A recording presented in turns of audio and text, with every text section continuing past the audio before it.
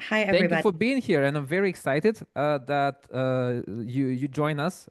Micaela, you work at Human Signal, which is the company developing Label Studio, a environment where people can annotate and do all kinds of data work.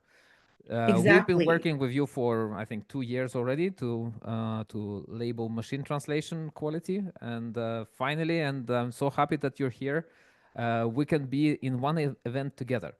Very Me excited. too. Thank you so much, Constantine, for the wonderful introduction. Can everybody see my screen okay? Does that look good? Yes, Perfect. terrific. The previous presenter did a really great job introducing this concept of LLM as a judge.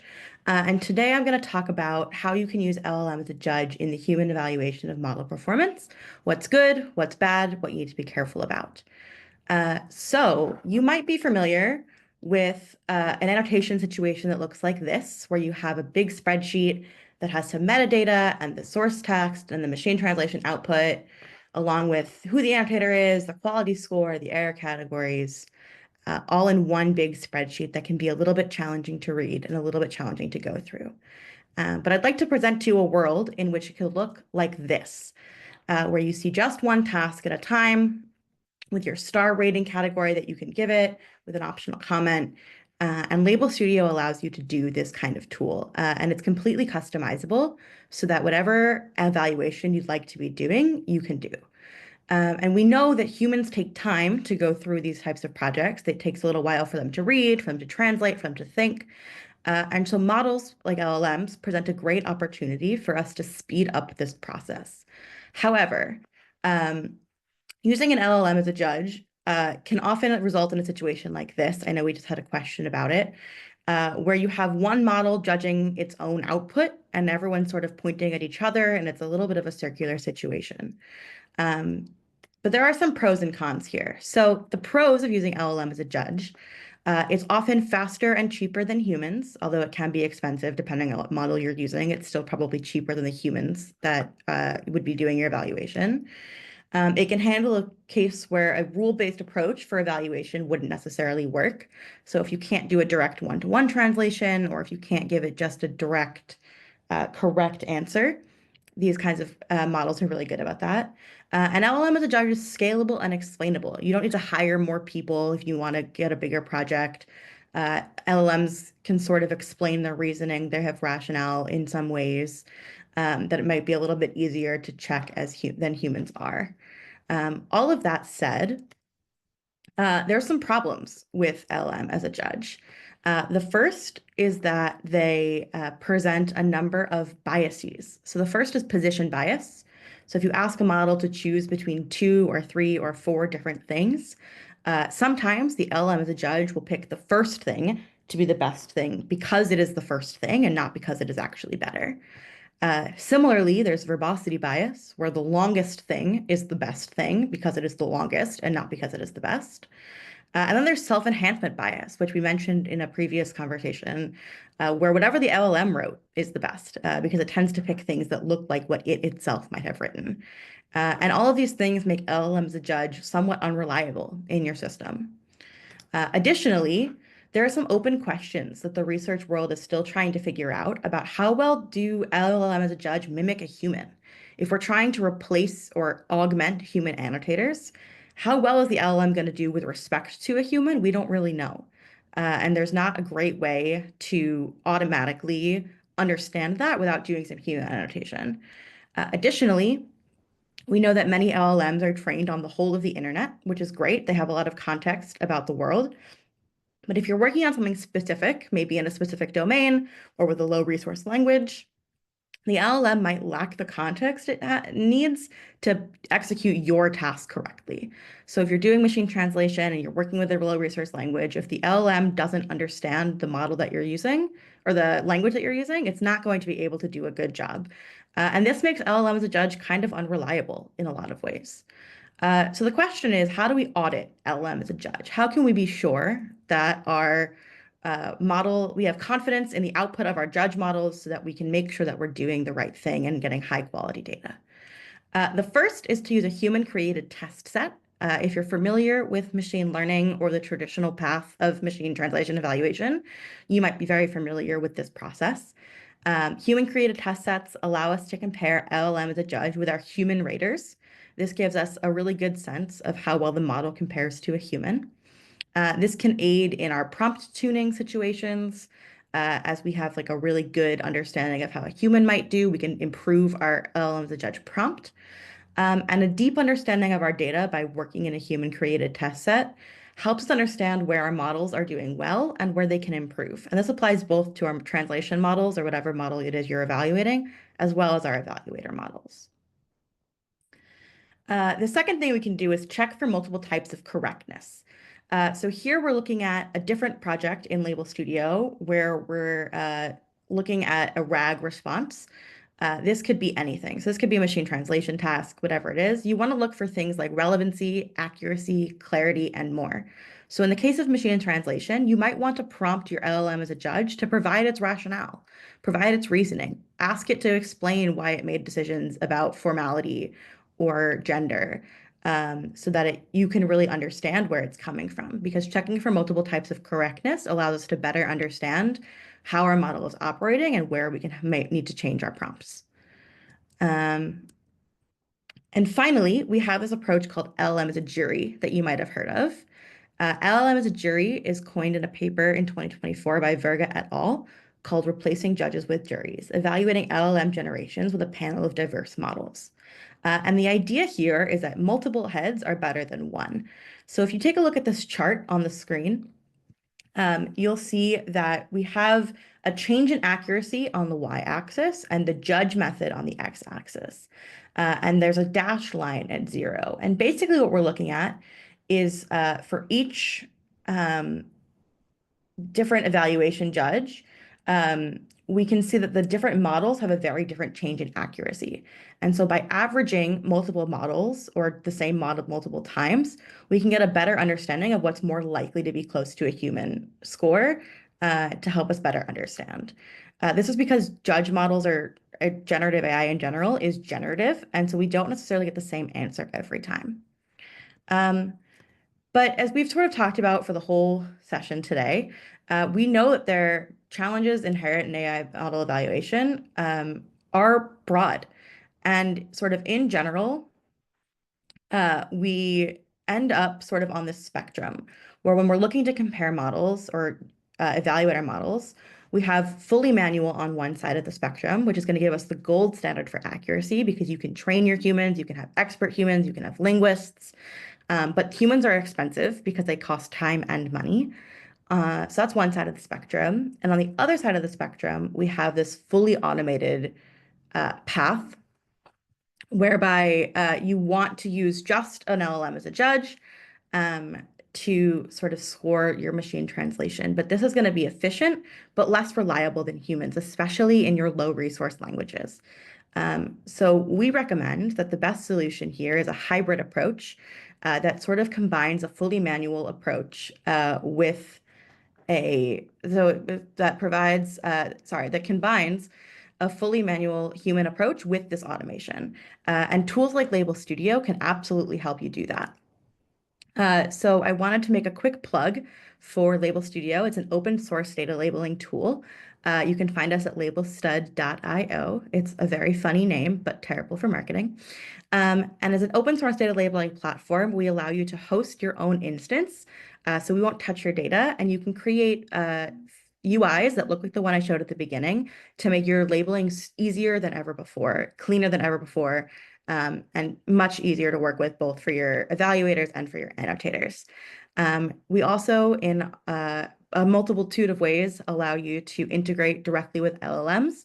So you can sort of evaluate your LLM as a judge right in the product, or compare against human ground truth and all kinds of things like that.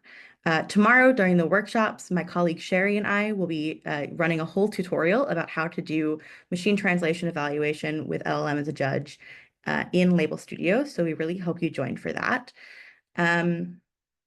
Yeah, and that's sort of a brief overview of LLM as a judge, its pros, its cons, and what you need to be careful of. Here are some sources that I used in case you're interested in reading the papers that these come from. And at this point, I know I went through that kind of fast. So we'll take some questions. I know I see some in the chat. Olga, I don't know if you want to ask them or if I should ask them of myself. I see you're a strong, independent speaker. Would you like to ask the question yourself for a change? And maybe Olga can help.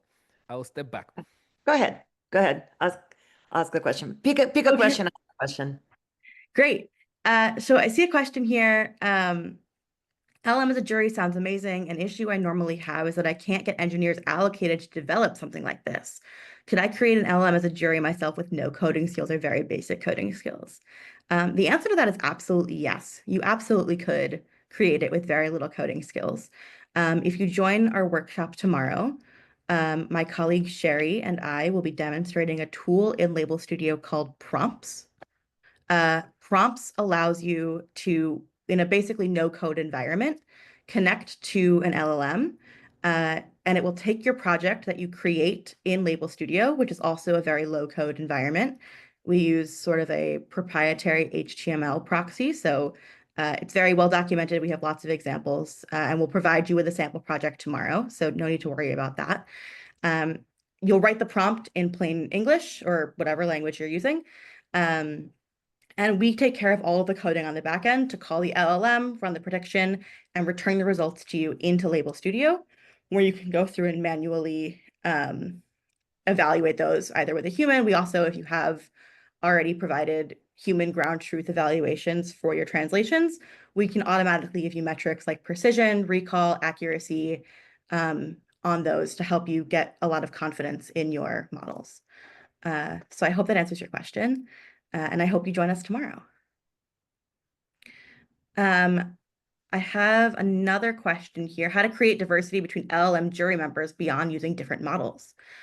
I think temperature settings are a really great way to do that. So a lot of models give you options to change the temperature, which is about how different your answers are going to be run to run. And changing the temperature can help you mimic using different models. You could also change the prompt or ask the LLM to give a variety of answers. Sometimes asking it to give 2 or 3 answers is helpful in that way. It depends what you're evaluating, and it depends what your goals are in that evaluation. I see another question here. So overcoming the issue of having different answers to the same question is just an asking more and averaging. It can be. I think averaging is a great way to sort of get sort of a consensus model. The idea behind LLM-as-a-jury is that you're sort of trying to get to that consensus. The idea is that if multiple models give the same answer, it's more likely to be the right answer. Or if the same model gives the same answer on different temperature settings, it's more likely to be the right answer. But you can also evaluate your prompt differently. But yeah, in short, it's essentially about asking more and averaging more. I said fully human is best, but LLM find errors that humans miss. Would human assisted by LLM be the best evaluation? I would say absolutely yes. I think that LLMs on their own, as we talked about today, are not necessarily fully reliable, especially in low resource languages. Humans in an ideal world are experts and they'll catch everything, but we know that that's not true. And humans tend to make mistakes and miss things. So I think that a benefit of using this like prompting situation is that you can have a human check the work of the LLM. And by putting the two heads together, you're likely to catch all the mistakes. If I can augment this question, just quick question. There is a little bit of study saying that, or there is some study out there saying that that can precondition the human, if an LLM. So how do you solve for that, for the It precondition? certainly can Really precondition the crazy. human. I think it's a matter of really training your humans and talking to them. I think the benefit that humans have over models is that we can talk to them and we can think for ourselves and we can use critical thinking and we can have conversations. And I think that you want to let your humans do what humans are good at. And I think humans are really good at critical thinking and at rationale. And I think that even though the model might precondition a human, and there might be some nuances that the human is then preconditioned to understand, maybe formality, things like this. I do think sort of in general that the model is going to help speed up the human and let the human do what the human is good at instead of taking their time doing things that a model is perfectly capable of doing. Great. Thanks a I lot. just wanted to plug in a free testimonial for you, Michaela. Custom MT team has been evaluating machine translation with Label Studio for 2 years, and we built our own tool for the blue scores and the where there are rates for automated computational metrics.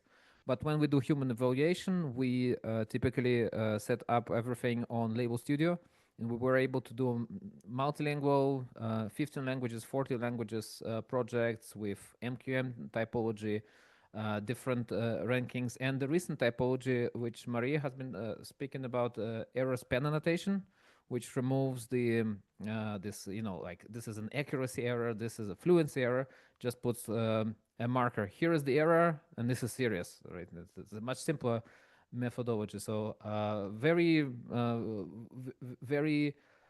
uh, valid and excellent customizable path to scaling up evaluations. I think if we circle back to Paula's presentation, she said that scaling up prompting and evaluation is difficult, but if you build up the tooling, it becomes easier. And so thank you for building such a great platform for us and making it open source.